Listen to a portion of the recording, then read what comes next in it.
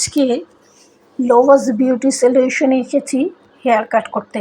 আমি সবসময় এখানে এসেই আমার হেয়ার কাটটা করি, কারণ এখানকার যে অনার লোভা আপু, উনি এত সুন্দর করে আমার চুলটা কেটে দেয়, যেটা কিনা অন্য কোনো পার্লারে আমি পাইনি। আর এই কারণে শত ব্যস্ততার মাঝেও আমি চুল কাটার ক্ষেত্রে লোভাস বিউটি স্যালনে সবসময় আসি।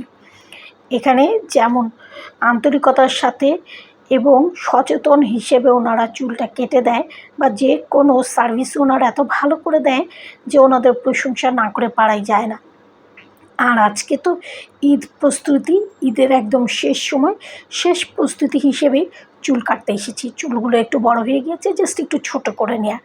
মেয়েকে নিয়ে এসেছি, মেয়ের চুলটাও খুব নষ্ট হয়ে গেছে, রুক্ষ সূক্ষ্ম, ওটাও একটু ক্যারোটিন ট্রিটমেন্টটা করাবো।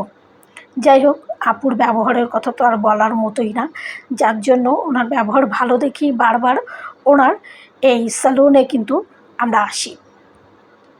তারপর আর কি আপু খুব যত্নের সাথে আমার চুলটা কেটে দিল, আর আমার মেয়ে সেগুলো ভিডিও করে রাখলো। চুলটা একদম কাটার পরে কেমন হয়েছে সেটা কিন্তু আপনারা অবশ্যই আমাকে কমেন্ট বক্সে জানাবেন, যে আমার চুল যখন একটু বড় ছিল তখন আমাকে কেমন লাগতো, আর এখন যে আমি চুলটা ছোট করেছি এখন কেমন লাগছে অবশ্যই কিন্তু জানিয়েন।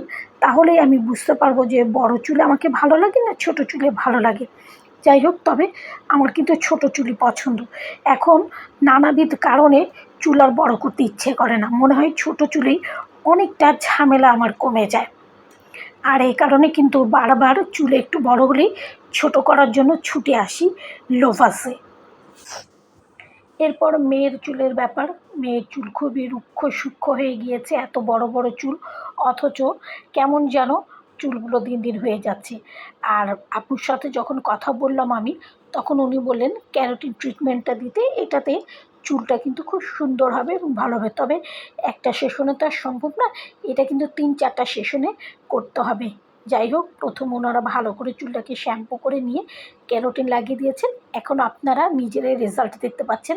মাশাআল্লাহ, কত সুন্দর লাগছে আমার মেয়ের চুলগুলো।